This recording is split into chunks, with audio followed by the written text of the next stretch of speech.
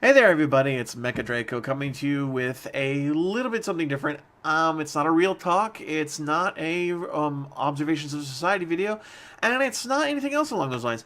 It's actually just a sort of replacement for my live stream videos. It's kind of an explanation as to why I'm not doing a live stream today. Unfortunately, my internet has been going in and out constantly for the last couple of days. I don't know what's going on with that. It's actually been making it difficult for me to even do recordings and other things like that. So I wanted to give you guys something to at least be able to understand what's going on. Something a little bit more up to date than just a real talk, since I can't do since I wouldn't do those until Wednesday anyways. So this is not actually going to have any specific title or anything like that. This is just me just talking, and I wanted to give you guys something to do other than just, since I can't do my live stream today. So what I guess I would do is I want to go on ahead and look at a few just news articles that we've been looking at here recently that are actually kind of cool. It's not really an observations of society because I'm not doing anything in particular. This is kind of just like well, let's just go and look at some things. You know what I mean? So, if you guys don't already know, I go on Minds quite often, and that's oftentimes where I find a lot of the articles that I'm able to do so, as long as, of course, they have proper links to good and appropriate sources. And I don't really entirely know what to say when it comes to one way or the other, whether the sources are actually right or anything else along those lines. But there have been a couple of things that have come up here as of recently that I actually really like to go over. Specifically, the biggest one that I've looked at so far is there is a news thing with President Trump. Where Jack Welch has been urging him to go after the deep state, which, we all know is the Fortune 500 companies, the big names, the Rothschilds, all that crap like that. And I want to kind of look at that a little bit because it does seem very interesting. Now, I'm not going to show the article over here or in my, on my actual live stream or on my actual recording. I'm just going to show it. I'm just going to basically read it off to you guys, and then we're going to leave it at that. And I'm not just gonna I'm pretty much just gonna go over a little bit of it. I'm not gonna go over the whole thing. It's just pretty much just a little bit of it. It's not even a big article as it is. So I'll just read off basically the title here. Jack Welch, the former chief executive of General Electric, thinks Donald Trump is not being ruthless enough with the bureaucracy in Washington, D.C., which is very true. I do agree with that. One of the things I say that is wrong with a lot of the government that we have now is that there are too many groups. There are too many just associations, bureaus, just agencies, other things like that that are supposed to be running the government, even though the government is supposed to be running the government. But they have these agencies who do it instead. And that's probably one of our biggest problems in our government as it is, or at least I find it is. Now, our government is very large, so agencies are kind of understandable, but why do they have to have so many agencies? Why do so many agencies have to answer to other agencies, and other agencies have to answer to other agencies? And then some agencies somehow have more power than another agency does, and then another agency has more power than another agency, and then the communication between two agencies is ridiculously impossible to do, and I don't understand a lot of that. So that is part of one of the biggest issues I have. Now, I'm not saying that agencies shouldn't exist, but why does the bureaucracy between two agencies, why does it happen like that? It doesn't make any sense to me anyways. Now, I'm not a government professional or whatever, I don't know how else to put it. I'm not a professional when it comes to the knowledge of government and business and other things like that. I'm just your normal average Joe who listens to internet news, who goes on TV and occasionally listens to stuff and goes on to, his phone and maybe looks up something every once in a while. I'm your average Joe who's getting this kind of knowledge just fed to him. And I want to know what is right and what is wrong. And I want to know, what I'm thinking here is, why is it say, for example, the FBI? Why does the FBI have more power than the local police government, the policing forces do? And do they? Or even do they? I mean, are the FBI effectively like government police? I mean, you know what I mean? It's kind of like one of those things. It's like, why does, and then what's the difference between the FBI and the CIA and the NSA? They're all agencies that basically go after like various types of laws breaking and all these other types of things like that. And we don't have a clue as to precisely why they actually go after anything like that. Now, I realize I'm supposed to be talking about this article, and this is sort of like just a random discussion here that I brought up. And feel free to comment on these things below. I mean, I'm your average Joe, like I said. I'm just making these types of observations here, and that's the kind of thing that I want to know about. And I'm not saying that I can't go out there and look it up and find out for myself. I'm not saying I couldn't do that. But I'm your average Joe. Average people don't do that. Average people come out here and they ask questions because that's what they do.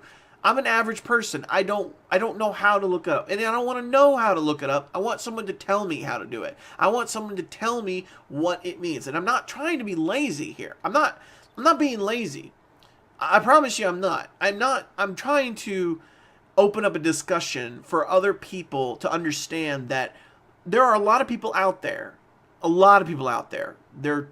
All their opinions are, all their really like ideas are based more on the fact that they are working and they don't care about trying to figure out all this other crap. They just want to know why this doesn't work, and then they want to get back to their lives.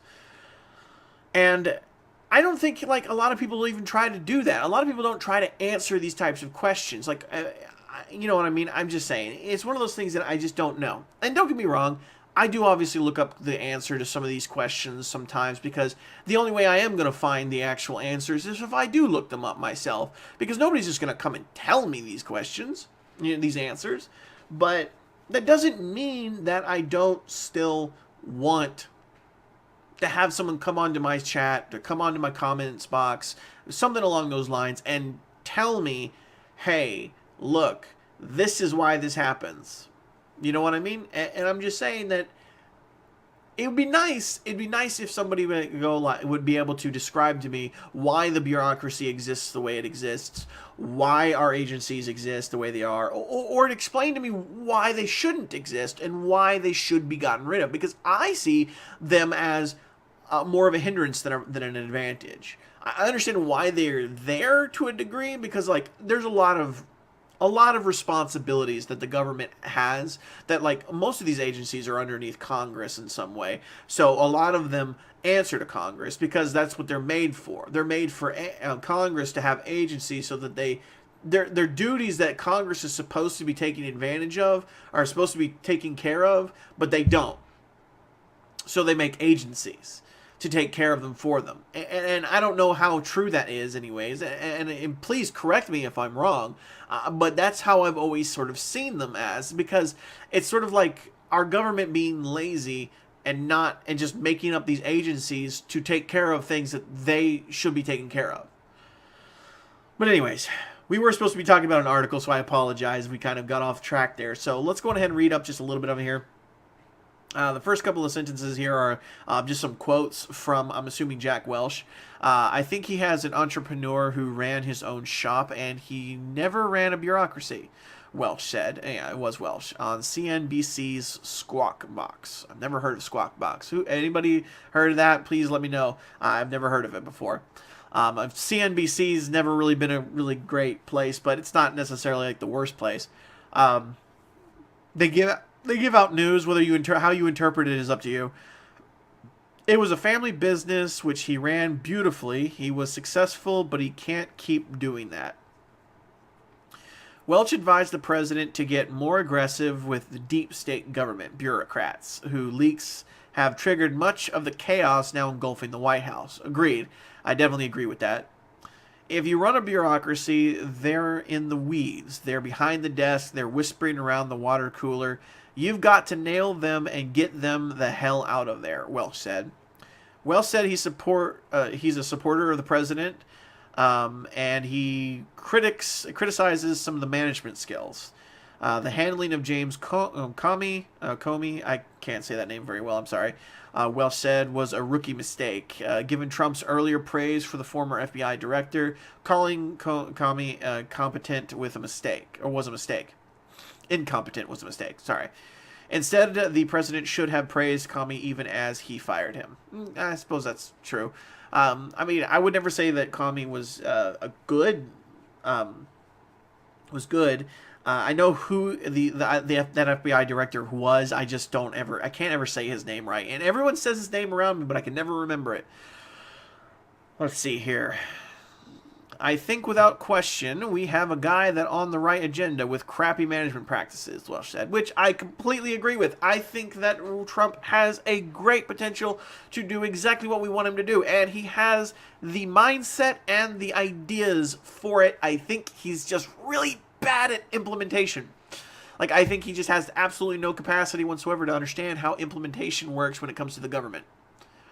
Because it's like big agendas that last over decades instead of just being something that happens. You know what I mean? Whereas in like, businesses, they don't just, those things happen. When something happens in a business, it happens. It doesn't just, they don't make it like last, they don't make it last years and years. It's just like the government we have here. Right down the road, we have somebody who is working on the road, right up the road. Like, they're working right up the road. On the road. They're just putting in some turning lanes, and they've been working on it for the past 2 fucking months. You know why they've been working on that for 2 months? Because they have a contract with the state to implement payments for the longer they take. And that's the only reason why they're taking so long. We have a Shell station that's right up the road that went through a complete and utter rehaul. They completely demolished the entire building and rebuilt a new one. Took them less than a month. They paved a whole new parking lot. They built a whole new building. Completely got it. And the only thing that was taking them as long as a whole month was the electrician, because he was apparently having some issues. I don't know what happened with them. And why is it that an entire building can take only a month to build, whereas some turning lanes, 2 turning lanes I might add, just 2 turning lanes and a light. I'm sorry, they are putting it in a light as well. Can take 2 months, and they're not even halfway done. But anyways, let's continue on with that. I think without question, yeah, right, we already talked about that. If he had to give a grade to Trump's management skills, Welsh said he'd give Trump a D-. And I'm an easy grader, which is funny. Welsh said he would trump straight as on boosting morale. That's literally how it's read. I'm sorry. Welsh said he would trump straight as on boosting morale of business owners. I'm not sure if that's actually proper English right there, but I'm just going to say that was a little weird. On picking members of his cabinet and on his Supreme Court pick. I'm not really sure where this article comes from. This isn't exactly an article I would give a lot of credit to. I think these are proper quotes from CNBC. But I don't know. God, my nose is so itchy. But I don't really see any links to any kind of, like, sources, you know what I mean, to all of this. So I don't know how accurate or anything like that it is for this. But this seems like something Welsh would say, because I think he's always been kind of going after the deep state kind of thing. And let's be honest with you, he has been a supporter of Trump, but not like an avid supporter. I don't know. We'll see what's going on with that. But that's basically the end of the article. He has like a couple more sentences here. Welsh also warned that impeachment of President Donald Trump would trigger a huge market sell-off, which I can agree with that. Why would he impeach? An impeachment proceeding would blow the market away. Okay. But I'm not really entirely sure why he would be impeached in the first place. I mean, he hasn't done anything wrong. I mean, incompetence is not a legitimate reason to get rid of to impeach a government official, unfortunately. As much as we would maybe like that to be the case, it's unfortunately not. So regardless of how competent or incompetent Trump is, we're stuck with him until he actually does something like impeachable. You know what I mean?